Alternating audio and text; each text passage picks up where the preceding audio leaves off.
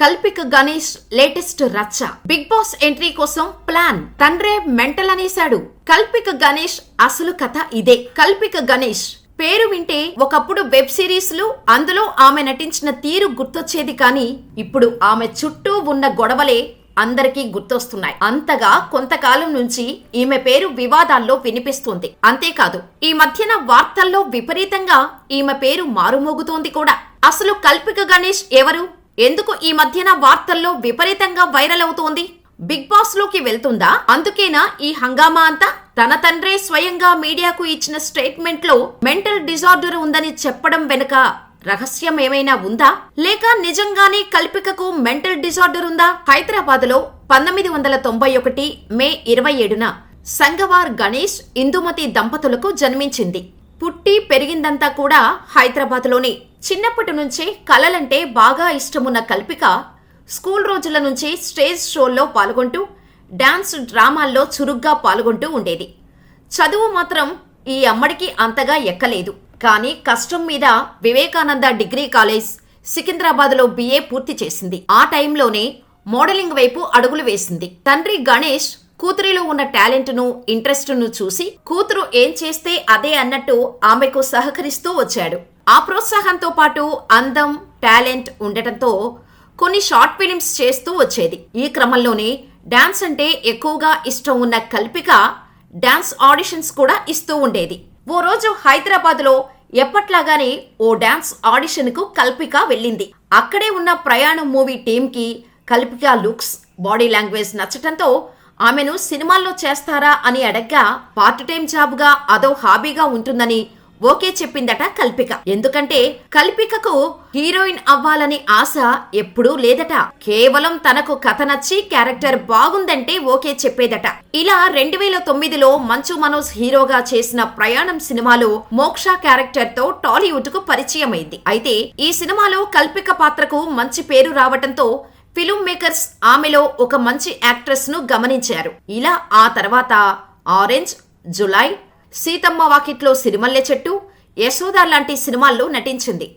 Web సిరీస్ల్లో ఎక్కడికే ఈ పరుగు, లూజర్ వంటి ప్రాజెక్టులతో మంచి ఫేమ్ సంపాదించింది. అయితే చివరిగా 2023లో వచ్చిన అథర్వ సినిమా తర్వాత ఈ అమ్మడు ఏ ప్రాజెక్టుల్లోనూ సైన్ చేయలేదు. అయితే కల్పిక 2019 నుంచి ఏదో ఒక వివాదంలో ఉంటూ తన గొంతును వినిపిస్తూనే ఉంది. 2019లో కల్పిక మొదటిసారి మీడియాకి ఫోకస్ అయింది. రామ్ గోపాల్ వర్మ సినిమాల మీద ఇండైరెక్ట్ గా విమర్శలు చేసింది. అలాంటి సినిమాల వల్ల ఇండస్ట్రీ పతనం అవుతోంది అని చెప్పటంతో మొదలైన ఆమె వివాదాలు ఆ తర్వాత 2020లో ఇండస్ట్రీలో జరుగుతున్న కాస్టింగ్ కౌచ్, లైంగిక వేధింపులపై తీవ్ర వ్యాఖ్యలు చేసింది. బెడ్రూమ్ కు వెళ్లకుండా సినిమాల్లో ఛాన్స్ రావటం లేదు, ఇండస్ట్రీలో పడుకుంటేనే పనవుతుంది, ఎవరైనా సరే కమిట్ అవ్వాల్సిందే అంటూ ఆమె చేసిన కామెంట్స్ వైరల్ అవటంతో ఆమెపై కొంతమంది నెగిటివ్ ట్రోలింగ్ మొదలు పెట్టారు. ఈ కామెంట్స్ చేసినప్పటి నుంచి కల్పికకు ఛాన్సులు తగ్గాయి. అయినప్పటికీ కల్పిక సోషల్ మీడియాలో యాక్టివ్ గా ఉండేది. అయితే కల్పిక తన పుట్టినరోజు సందర్భంగా ఫ్రెండ్స్ తో కలిసి హైదరాబాద్ గచ్చిబౌలిలోని ప్రిజం పబ్ కు వెళ్ళింది. అక్కడ పబ్ సిబ్బంది తనపై దాడి చేశారంటూ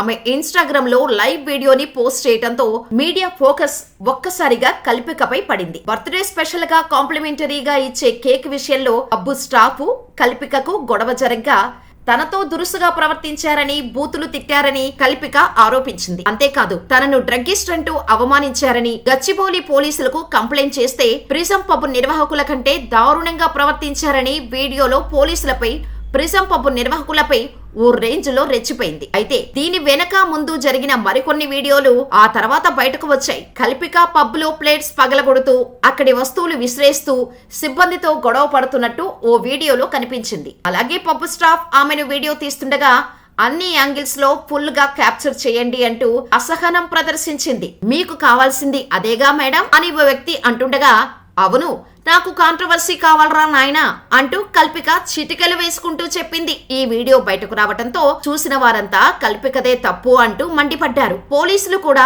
ఆమెపై కేసు నమోదు చేశారు. ఇలా ఈ కేసు నడుస్తుండగా కల్పిక గణేష్ వ్యవహార శైలిపై ఆమె తండ్రి సంఘవార్ గణేష్ తన కుమార్తె కొంతకాలంగా డిప్రెషన్, మెంటల్ డిజార్డర్ తో బాధపడుతోందని, కల్పిక కారణంగా తమ కుటుంబ సభ్యులకు, ప్రజలకు ప్రమాదం ఉందని పోలీసులకు కంప్లైంట్ ఇచ్చి అందరికీ ఊహించని ట్విస్ట్ ఇచ్చారు. ఈ కంప్లైంట్ లో 2 నెలలుగా కల్పిక డిప్రెషన్ కు సంబంధించిన మెడిసిన్ ఆపేసింది. దీంతో తరచుగా కుటుంబ సభ్యులతో బయట వ్యక్తులతో గొడవలకు దిగుతోంది. రిహాబిలిటేషన్ సెంటర్ లో చేర్పించారు. అక్కడ కూడా గొడవ పెట్టుకుని వెళ్లిపోయింది. ఆమె బయట ఉంటే చాలా ప్రమాదం. ఇప్పటికే 2 సార్లు ఆత్మహత్యకు ప్రయత్నించింది. తన కుమార్తెను తిరిగి రీహాబిలిటేషన్ సెంటర్ లో చేర్పించేలా చర్యలు తీసుకోవాలని పోలీసులకు కంప్లైంట్ ఇచ్చి అందరినీ షాక్ కు గురి చేశారు కల్పిక తండ్రి గణేష్. అయితే మరికొన్ని రోజుల్లో బిగ్ బాస్ తెలుగు సీజన్ 9 ప్రారంభం కాబోతోంది. కింగ్ నాగార్జున ఈసారి కూడా బిగ్ బాస్ షోకి హోస్ట్ గా వ్యవహరించనున్నారు. ఇప్పటికే బిగ్ బాస్ 9 లో పాల్గొనే కంటెస్టెంట్ల పేర్లు కొన్ని లీక్ అయ్యాయి. దీంతో Kalpika Ganesh Bigg Boss house లోకి ఎంట్రీ ఇవ్వబోతున్నట్టు వార్తలు వస్తున్నాయి. ఈ క్రమంలో కల్పిక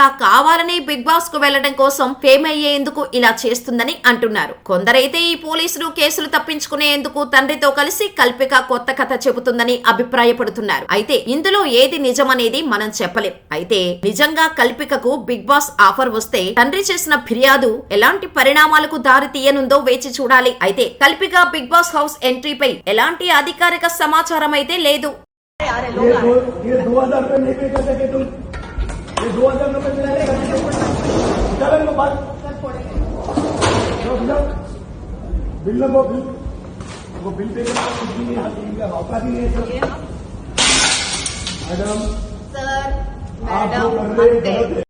जो है वो बिल पे करो, जो बोल रहे आपको जो आपके मुंह पे फेंक आप कहाँ फेंकते फेंको मैडम, बिल तो फेंको पहले फेंक दो। आप फेंक रही हूँ। आप जो गलत कर रहे हैं वो आपका अपना बर्थडे स्पॉइल कर रहे हैं आप। मेरे को कोई फर्क नहीं पड़ता है। आप जानबूझ के कर रहे हैं एवरी पब को हाँ, तो ये हर जगह क्लब पे जाके यही करते हैं आप लोग। कुछ नहीं करते वो लोग, आराम से आके केक दे के जाते हैं। आप जानबूझ के कर रहे हैं, आप हर जगह देते होंगे मैडम, हमारे पास नहीं देते। हमको क्या मिलता? जो आप ऑर्डर करें वो सर्व करें यहाँ पे, क्या मिलता? यही तो मिलता ना आपका बिल में कॉम्प्लीमेंट्री कराना चाह रहे हैं। कॉम्प्लीमेंट्री दिए वही तो कॉम्प्लीमेंट्री करा रहे हैं। क्या करा रहे हैं? हमसे जो होता है वो दे सकते हैं, वो सब आप लोग खा लीजिए। हमको नहीं चाहिए आपका खाना, जितना हो सकता है हमको नहीं चाहिए आपका खाना।